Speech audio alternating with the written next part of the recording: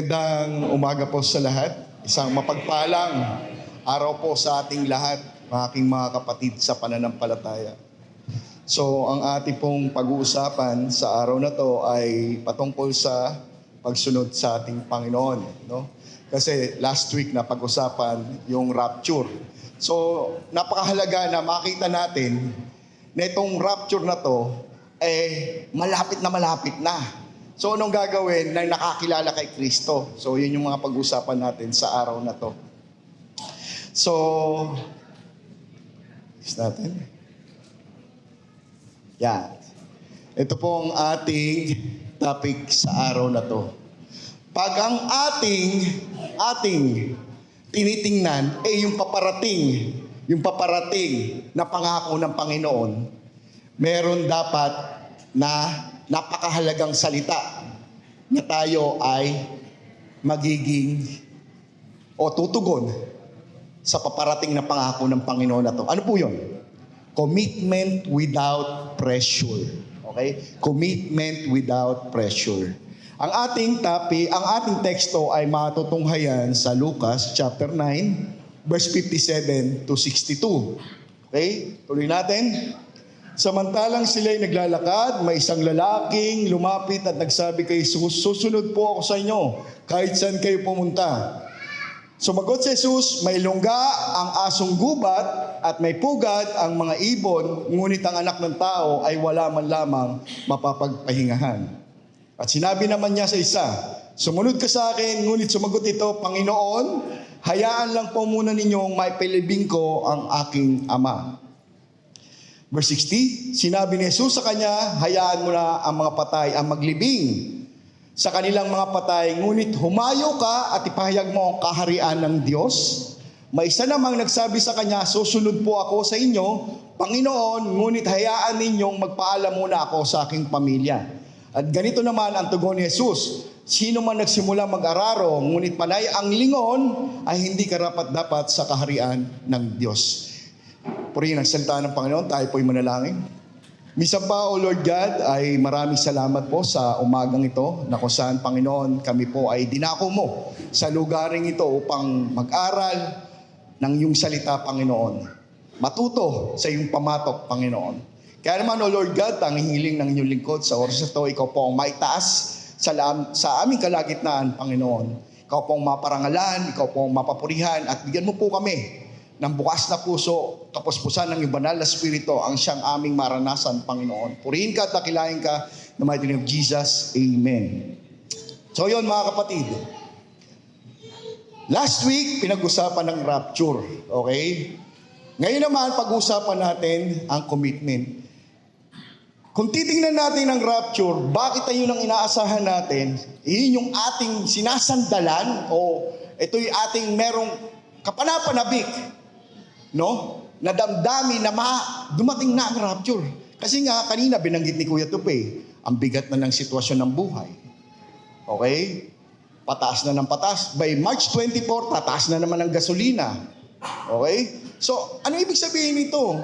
Ang ibig sabihin nito, isa lang. Talagang pahirap na ng pahirap ang mundo. Okay? Pero, ang kagandahan dito, base dito sa context nito na ating pinag-aaralan, kung ating nanamnamin at ating titingnang mabuti, ang context nito ay napakaganda. Kilalang-kilala nila ang sinaligan ng kanilang pananampalataya. Kilala nila si Jesus. So, umpisa pa lang sa chapter 9, verse 1, makikita natin doon na itinipon ng ating Panginoon Jesus ang 12 na alagad. Tinipon. Para alin? Bigyan sila ng kapangyarihan at kapamalaan sa lahat ng mga demonyo. Imagine ninyo, bibigyan ka ng kapangyarihan. Bibigyan ka ng pagkakataon na makapagpaalis ng demonyo.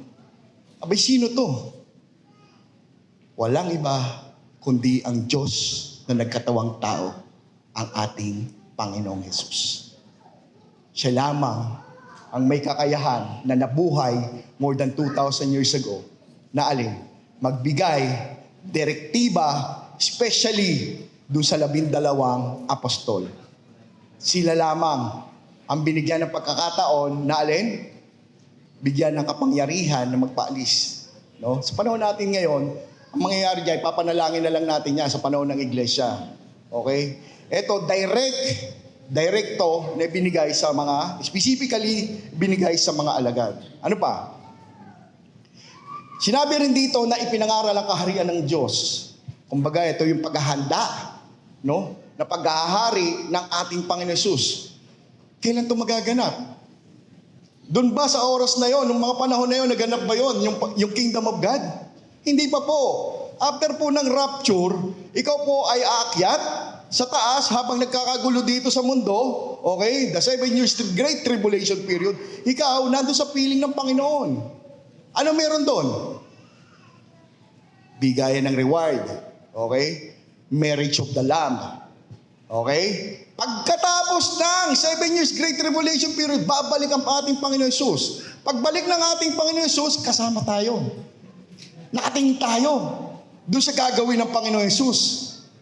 Pupugnawin niya yung paghahari ng Antikristo. Okay? Sino pa? Yung false prophet. Sino pa? Si Satan. At tayo naman ay maghaharing 1,000 taon. Si Satan nasaan? He will bound 1,000 years. Doon sa? Saan? Sa kulungan niya. Ikukulong siya. At tayo'y maghahari. Maghaharing 1,000 taon sa piling ng ating Panginoon. Ang ganda. After ng rapture, merong bigayan ng reward. Ikakasal ka sa ating Panginoon Hesus. Maghahari ka kasama ng ating Panginoon Hesus for 1,000 years.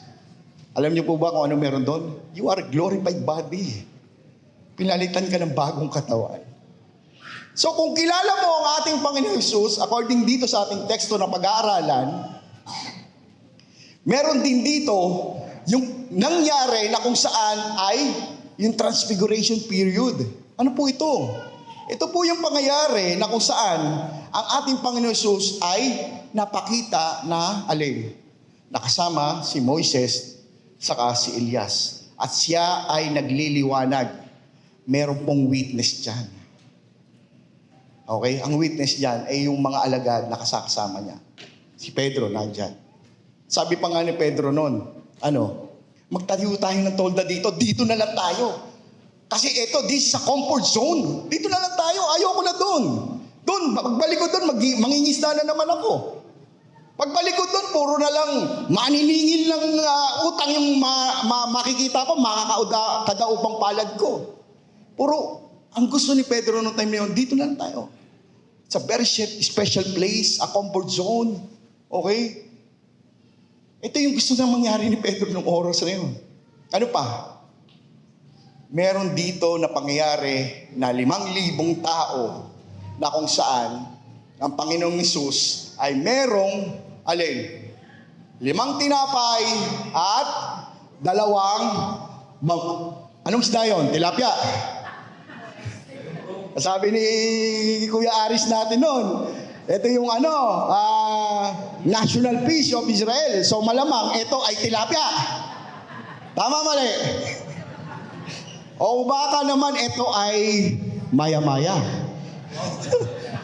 Dahil special people, yung gusto ng Panginoon, medyo mahal yung isda. Okay? Posibleng maya-maya, talakitok, o kaya labo-labo. Okay? Dahil special sila. So makikita natin dito na ang ating Panginoon Hesus ay 100% na tao, na kung saan ay nagkatawang tao siya, napapagod siya, okay? At the same time, 100% din siya na Diyos. He will sustain everything ng pangangailangan ng lahat na kumilala at naglagak sa kanya ng pananampalataya. Kung noong unang panahon, ang pinapangaral ay Kingdom of God, sa panahon ng Iglesia, ano pong ipinapangaral? This is a transition period po. Hindi pa po nagaganap ang pagkabayubay ng ating Panginoon Hesus. Sa panahon ng Iglesia, ang ipinapangaral na natin ay yung kamatayan ng ating Panginoon Hesus na siya'y namatay, inilibing, at muling nabuhay na 3 araw. Okay? Sa panahon natin, ngayon, ito ang dapat nating inaaral, gaya ng sinabi ng kapatid na Kuya Edward kanina. Napakahalaga po niyan. Na dyan tayo tumutok. Dyan po kasi tayo lalago. Once na lagi nating inaalala ang ginawa ng ating Panginoon Jesus, dyan tayo lalago. Okay? Tuloy tayo. Point 1, commitment with a condition. Okay. Samantalang sila'y naglalakad, may isang lalaking lumapit at nagsabi kay Jesus, susunod po ako sa inyo, kahit saan kayo pumunta. Sumagot si Jesus, may lungga ang asong gubat at may pugad, mga ibon, ang anak ng tao ay wala man lang mapahingan. Jesus implied that following Him is not easy. Sa pagsunod natin sa ating Panginoon Jesus, ay kinakailangan, una, gaya ng sinabi ko kanina, kilala mo. Kilala mo kung sino yung susundan mo. For example, pag sinundan natin si Kuya Lito, Lanusa, nasa tama ba tayong lakarin? Of course! Bakit? Isa sa matanda sa iglesia. Amen? Siya isa sa tinalaga ng Panginoon dito para manguno sa atin. Yan ang napakaganda dito. Binigyan tayo ng example ng Panginoon. The pattern how to walk on this life. The pattern sa mundo na to na kung saan ay very corrupted. Napakahirap bang sumunod sa Panginoon kung kilala mo siya? Gaya ng mga alagad, gaya ni Pedro na very aggressive. Susunod ako sa inyo, Panginoon. Susunod ako sa inyo, Panginoon. Dahil kilala niya ang Panginoon. Jesus implied that following Him is not easy because He know the heart of this man. Kilala ng Panginoon ang puso nitong tao na to. Sino ba tong tao na to? He is a scribe. Okay? He is a scribe. Sabi sa Matthew chapter 8 verse 19. Then a certain scribe came and said to him, Teacher, I will follow you wherever you go. Kahit saan ka pumunta. Scribe. Ano ibig sabihin ng skriba? Ang skriba po ay tagapagturo sa panahon nila. Ano ang tinuturo nito? It's all about Judaism, about law. About law. Ibig sabihin, aral to. Pero nag-declare siya, susunod ako sa iyo, Panginoon Jesus. Nakita niya na binigyan ng kapangyarihan ng mga alagad. Nakita niya na nagpakain ang ating Panginoon Jesus ng 5,000. Itong mga sitwasyon na to, nakita nitong eskriba. Pero, ang kagandahan dito, kilala siya ng Panginoon. Kilala ka ng Panginoon. Tayo'y kilala ng Panginoon. Alam na alam niya ang gawin natin. Ano nga ba ang pagnanais nitong eskriba na to? He know that he only wanted to follow Him because of material blessing. Blessing. Kaya siya susunod sa ating Panginoon Jesus dahil lamang sa blessing. Kapatid, may napakagandang insight dito. At meron ding katanungan dito. Bakit ka susunod sa ating Panginoon Jesus? Dahil ba una ay iniligtas ka niya? O dahil lamang ba sa kaya niyang ibigay sa pang-araw-araw na buhay mo, lalo't pahirap na ng pahirap ang mundo na to? 1 Corinthians chapter 15 verse 19, kung ang pag-asa natin kay Kristo ay para lamang sa buhay na to, tayo na ang pinakakawawa sa lahat ng tao. Tayo na. Alam niyo po ba kung bakit nakapula to, mga kapatid? Ang anak na tao ay wala man lamang mapagpahingahan. Literally, nung time na nagpunta sila sa Samaritan area, isa sa nayon ng Samaritan, sila ay hindi pinatuloy. Walang bahay na magpapasok sa kanila noong mga panahon na yon. Ibig sabihin, napapagod din siya, ang ating Panginoon Jesus. 100% na tao siya eh. Pero spiritually, ang anak na tao ay wala man lang mapagpahingan. Yung comfort zone na meron tayo. Kaya ang sagot niya rito ay, anak ng tao ay wala man lang mapagpahingan. Yung bahay na tinutukoy. Na ikaw, Kaya mo bang patuloyin genuinely ang ating Panginoong Hesus? Pag sinabing genuinely, you need to deny yourself.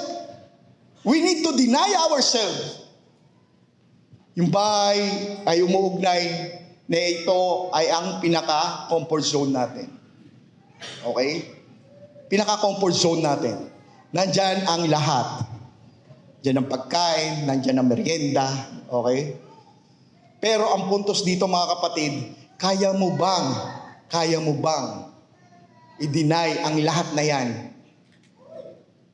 para lamang sumunod sa ating Panginoon? Kuya Mar, napaka-extreme naman yan. Parang dogmatic naman yata tayo dyan. Hindi naman po. Ang puntos lang ng Panginoon dito, what is your comfort zone you need to release para sa usapin ng pagsunod sa Panginoon? You need to have a proper commitment without condition. Okay? Kung ang pag-asa natin kay Kristo ay para lamang sa buhay na to, tayo na ang pinakakawawa. Yung blessing na after mo maligtas sa ating Panginoon Jesus, ay package deal yan. Kasama yan. Okay? Ligtas ka na. Ligtas ka na, kaya ka susunod sa ating Panginoon Jesus. And you're looking forward dun sa kanyang mga pangako. The rapture. The glorified body. Okay? Ano pa? The 1,000 years reign of Christ. And up to eternity.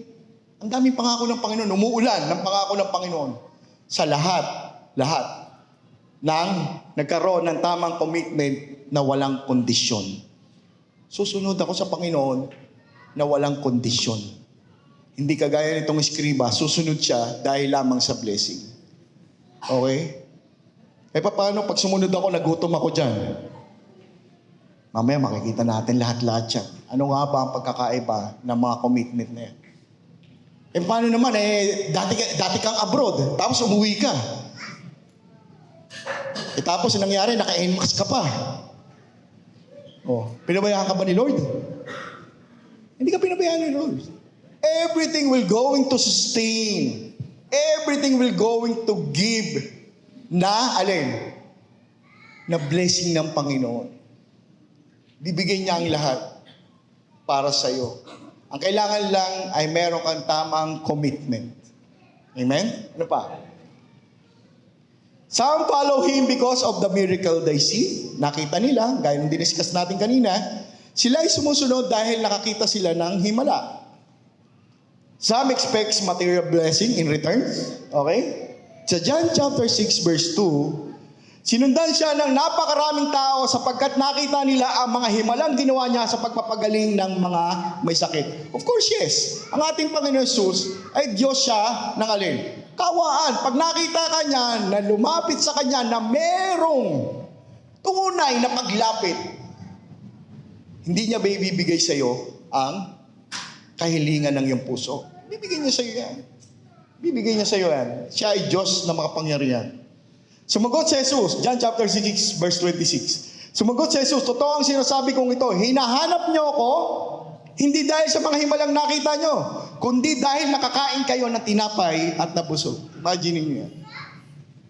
Kaya lang siya hinahanap, kaya lang sila sumusunod, dahil sa nakakain sila ng tinapay at sila'y nabusog. Nabusog sila eh.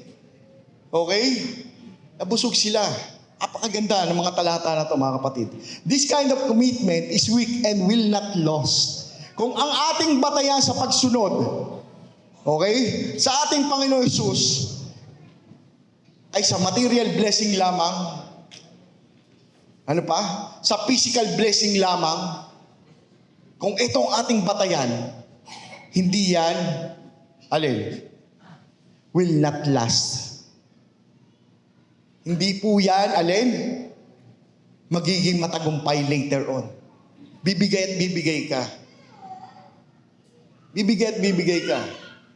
So dapat meron kang tamang pagkakilala sa ating Panginoon Jesus. Genuinely. After mo makakilala, kilala mo rin ang kanyang pangako. Kilala mo rin ang kaya niyang gawin. Dahil siya ay Panginoon. At tagapagligtas ng ating buhay. This kind of commitment implies that when miracles or blessings cease, So does a person walk with Christ. Pag natapos na ang lahat, naibigay na sa iyo ang lahat ng Panginoon, does a person walk with Christ, titigil ka na rin. Hindi ka maglalas dyan. Hindi ka magiging matagumpay na Kristiyano. Pero kung lubos at lubos na kilala mo ang sinaligan ng iyong pananampalataya, magiging matagumpay ka end of the day ng iyong buhay. Kung kilala mo ang ating Panginoon Jesus, huwag kang magpatumpik-tumpik.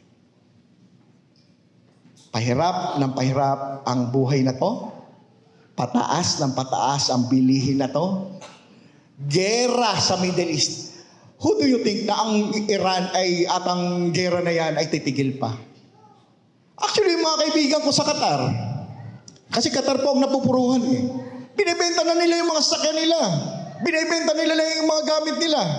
Gusto na magsiuwi rito. Mga Kristiyano po yan. Siya lang ibig sabihin ito, meron takot eh. May takot. Pero kung kilala mo si Jesus, alam mo ang kaya niyang gawin, darating ang oras na maninindigan ka sa iyong pananampalataya pagdating sa usapin ng commitment. Amen? Titigil po yan, yung gera na yan. Magkakaroon po ng security sa Israel eh. Magkakaroon ng peace talks eh. Pero after nun, maniwala po kayo, rapture itself will going to take place eminently. Ang lapit na po niyan. Sobrang lapit. Hindi ko pwedeng sabihin na bumibilang na lang ng buwan eh. Hindi ko rin pwedeng sabihin na bumibilang na lang ng taon. It's either next year or maybe this year. Hindi natin alam. Pero ang napakaganda dito, pinaalam sa atin. Pinaalam sa atin eh. Kung hanggang kailan eh, nandyan, nasulat lahat eh. Nasulat lahat. It's no longer mystery, mga kapatid. Lantaran ang paalala ng ating Panginoon Jesus na malapit na siyang bumalik.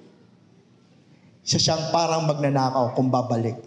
Hindi nakakaalam, walang nakakaalam, pero ang kagandahan, iniwanan tayo ng pattern sa kanyang pagbalik. Amen? At sinabi naman niya sa isa, sumunod ka sa akin, ngunit sumagot ito, Panginoon, hayaan lang po muna ninyong maipalibing ko. Hayaan ninyo. Ako, kayo. Ang aking ama, Jesus, sino mang nagsimula mag-araro, ngunit panay ang lingon na hindi karapat-dapat sa kaharian ng Diyos. Sinabi ni Jesus sa kanya, hayaan mo na mga patay ang maglibing sa kanilang mga patay, ngunit humayo ka at ipahayag mo ang kaharian ng Diyos. Commitment after ambition. Kanina ano po? Commitment with? Tulog na kayo. Gising. Brethren, gising. Yon. Ito naman, commitment after ambition. Okay? It is possible that this man's father was not yet dead but was about to die. Malapit nang mamatay. Possible na gano'n ang storya nito. Okay? Hindi pa patay. So, ang sabi niya, kailangan ko munang pumunta sa aking ama. May nagsabi sa akin ito eh, hayaan mo na yung patay na na ilibing yung kanyang patay. Okay? Patay na yan eh. Pero ang puntos dito, tayong mga Pilipino, very particular tayo sa ganitong senaryo. Gusto natin, na maayos ang ating bawat miyembro ng pamilya. Kung may sakit yan, talagang dadalawin natin yan. Sa panahon ng iglesia, kapag kapatid natin sa pananampalataya nga, pinupuntahan natin yan eh. Meron lang nagsabi sa akin, huwag mong puntahan. Hindi, pupuntahan ko yan. Huwag mong puntahan, mahawa ka. Hindi ko na babagatin ko sila. Pero nais ko talaga siyang puntahan. Kagandahan dito mga kapatid. Ang puntos dito, hayaan lang pumuno niyong maipalibing ko. Ako. Inuna niya muna yung sarili niya, imbis na ang ating Panginoon Jesus. Panginoon, susunod po ako sa inyo dahil kayo. Ito iba. Ililibing ko muna po. Ililibing ko po muna. Nakita niyo yung insight dito mga kapatid. Inuna niya muna ang sarili. Yung isa kanina, aggressive, confident, yung scribe. Ito naman, nagdadahilan na. Nagdadahilan na. Susunod ako sa iyo, pero dapat, okay? Dapat, The son wanted to wait for the funeral before he would follow Jesus. God's leading is always on time. Pag tinawag ka ng Panginoon, nagkaroon ka ng tamang process, tamang discussion with the Lord. Pag hiningi mo sa Kanya, nasusunod ka, yung leading ng Panginoon, wag mo nang, alin? Wag ka nang magpatumpik-tumpik. Huwag ka nang magpatumpik-tumpik. Kilala mo ang Panginoon na siya ay nagligtas sa iyo. Kilala mo ang Panginoon, naghimala siya. Kilala mo ang Panginoon na binigyan ka ng pagkakataon na malaman ang paparating na mangyayari sa hinaharap. Magpapatumpik-tumpik ka pa? Di na. May mga kapatid. Sabi ko doon sa sa biyanang ko, kahapon, nag-uusap kami, sharing kami. Kagabi. Sabi ko sa kanya, kasi napag-usapan yung patungkol sa ambition. No? Sabi ko sa kanya, Nay, hayaan nyo na lang natambay ako. Hayaan nyo na lang po ako natambay. Kasi, sabi niya, huwag ka nang magsalita. Kasi ikaw, naabot mo na ang ambition mo. Ibinigay na ni Lord sa iyo yung ambition mo. Tumambay ka na. Anong puntos dito, mga kapatid? Ano makikita natin dito? Tumambay ka na alin? Na ipangaral mo ang salita ng Diyos. Tatambay ka sa sekular, okay? Pero, tumambay ka na ipangaral ang salita ng Diyos. Itong sitwasyon ito Unahin ko muna ipalibing. Unahin ko muna abutin ang aking ambisyon bago ako sumunod sa iyo, Panginoon. Binigay na ng Panginoon yung ambition mo. Pero anong ginawa mo pagsunod? Sa panahon ng iglesia, merong mga, kaloob na tinatawag. Nagtrabaho ka nga, pero nasa ng Panginoon doon. Ito, pasadahan ko na ito, mga kapatid. It's time to teach this.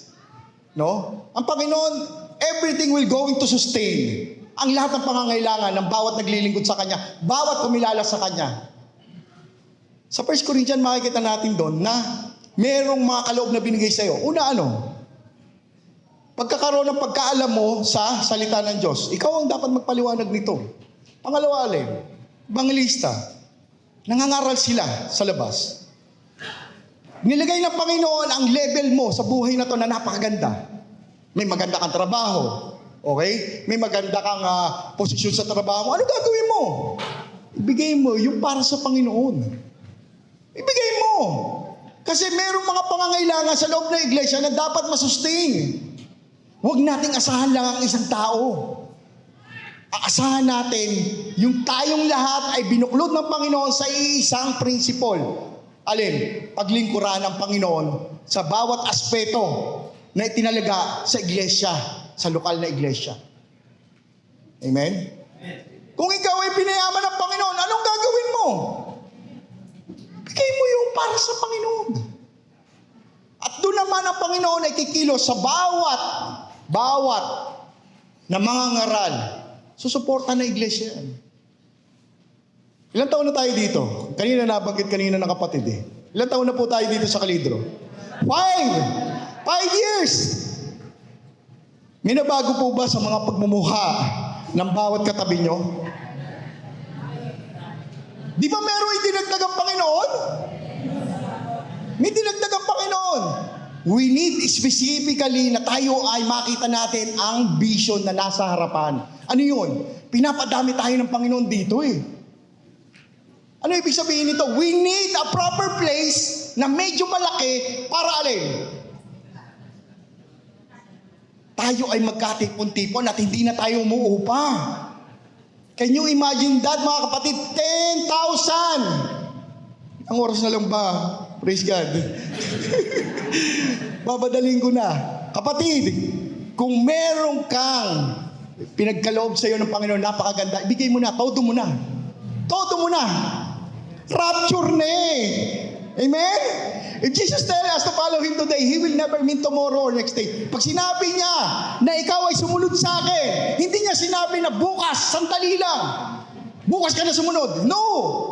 This is the day that you need to follow Jesus. as your Lord, not only Savior, as Lord also. Pagpapasakop sa Panginoon. Amen? Are we ignoring God's leading because we are too busy chasing our own ambition? It might be the things that easily entices you to turn away from serving God. Kung merong may pumipigil sa inyo para sumunod sa Panginoon, kung meron pa, it might be the things that easily entices you to turn away from serving God. Ilagay mo na yan sa kublihan. Huwag ka na magpapigil na sumunod sa Panginoon. Kung ginagamit ka sa pagkakaloob, go. Bigay mo yan para sa Panginoon. Kung ikaw ay ginagamit na mangangaral ng Panginoon, go. The rapture is coming very soon. Ang lapit-lapit na. Huwag ka na magpatumpik-tumpik. Kung dati ikaw ay nakaupo lamang dyan, ibigay mo na ang buong pwersa sa paglilingkod sa Panginoon. Amen? Ano pa po? May isa naman nagsabi sa kanya, susunod po ako sa inyo, Panginoon, ngunit hayaan niyo magpaalam muna ako sa aking pamilya. Partial commitment. Partial commitment. Undecided to follow Jesus wholeheartedly. Okay? Partial commitment. Hindi po siya, commitment na kung saan ay, teka muna sandali, busy pa ako. Wait lang. Di naman Orada apelido mo eh. Kung ang apelido mo ay Orada, go! Alam niyo ba yung apelidong Orada? Apelido po ng biyanan ko yan eh. Kung Orada ang apelido mo, go! Sadali lang. Partial commitment eh. Pero sa pagsunod sa Panginoon, hindi dapat Orada apelido mo. Dapat ay, wholeheartedly ang pagsunod sa Panginoon. Ibigay mo genuinely ang paglilingkod sa Panginoon. Okay? Partial commitment. Ano pa? Ayun na. At ganito naman ang tugon ni Jesus.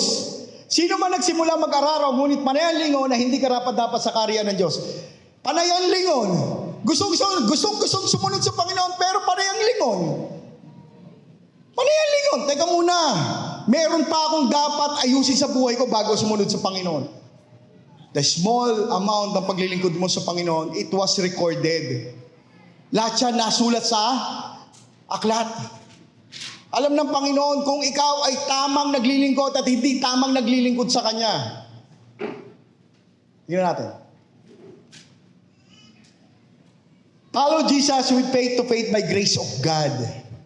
Dahil nga nung unang panahon sila ay kilala nila ang ating Panginoon, tayo ay nakabatay sa biyaya ng Diyos. Susunod tayo dahil sa biyaya ng Diyos na ating tinanggap, si Jesus.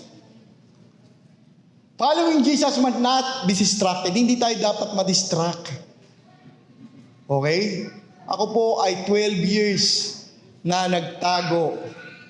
Okay? 12 years. Hindi ako naglilingkod sa Panginoon. Alam niyo po, napakasakit sa isang lingkod ng Panginoon na ikaw ay, nagtatago na sinasabi mo sa sarili mo, ayoko na maglingkod sa Panginoon. Pero ang Panginoon po, tandaan niyo mga kapatid, gaya ng sinabi ng ating kapatid kanina rito, ni Ate Isay, dapat kilala mo ang ating Panginoon na siya ay God of second chances. God of second chances ang ating Panginoon. Siya ay nagbibigay ng chance para ibigay mo ng total commitment sa Panginoon ang lahat. Amen? Kung ikaw ay kilala mo ng lubusan ng Panginoon, huwag ka nang huminto. Nalulungkot ako na gano'n na nangyari sa buhay ko. Pero ang napakaganda dito, meron pang gagawin ng Panginoon sa hinaharap. At yung hinaharap na yon ay puntahan mo. Alalahanin mo ang ginawa ni Kristo. Ito ang kagandahan sa teaching ng brethren. Inaalala lagi niya yung ginawa ng ating Panginoon Hesus. Huwag na nating naisip pa na madisiplina tayo ng Panginoon. Kung meron pa mga pumipigil para ibigay mo sa Panginoon ang iyong buhay, with a total commitment, ibigay mo na. Nadisiplina ako ng Panginoon. Pero ang kagandahan dito sa disiplina na yon, dapat matuto ka. Matuto ka.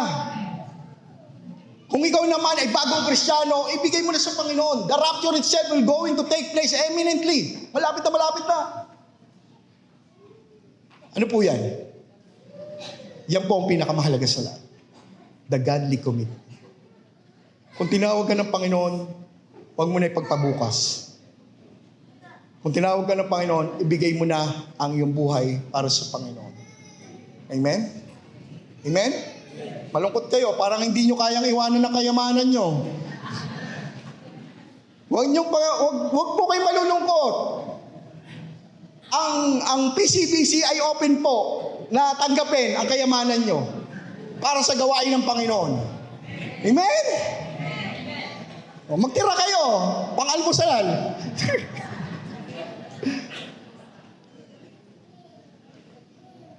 Sa Philippians chapter 3, verse 8, dito na po ako magtatapos, mga kapatid. What is more, I consider everything a loss because of the surpassing worth of knowing Christ Jesus, my Lord, for whose sake I have lost all things. I consider them garbage that I may gain Christ. Okay? That I may gain Christ. Sulat po ni Apostol Pablo sa mga taga-Pilipos. Iglesia sa Pilipos. Dinescribe niya yung sarili niya. Oo, itinuturing kong walang kabuluhan ng lahat ng bagay bilang kapalit ng lalong mahalaga ang pagkakilala ko kay Kristo. Jesus na aking Panginoon. At ang lahat ng bagay pinilagay ko walang kabuluhan at tinuring kong basura, makantam ko lamang si Kristo. Ito ang nais sa panahon natin ngayon. Sa panahon ng iglesia, ang nais ng Panginoon, ibigay mo para sa Panginoon. Magkaroon ka ng, alin po? Commitment with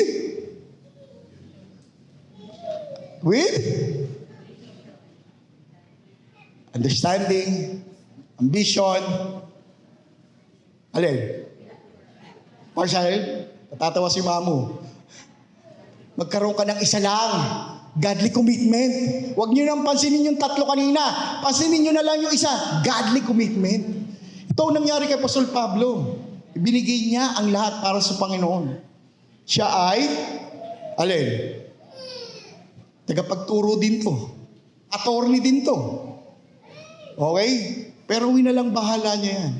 Specifically, ang nais ng Panginoon, ibigay mo ang para sa Panginoon. Kung ikaw ay tinawag sa pagbibigay, ibigay mo ang para sa Panginoon. Kung ikaw ay tinawag sa paglilingkod, ibigay mo ang alin? Para sa Panginoon. Maglingkod ka. Amen? Amen? Meron pa ba? Baka meron pa eh. Oh, wala na po. Purihin ng Panginoon. God bless po sa lahat. Daway sa putong aral na makamtan natin sa ating mga puso.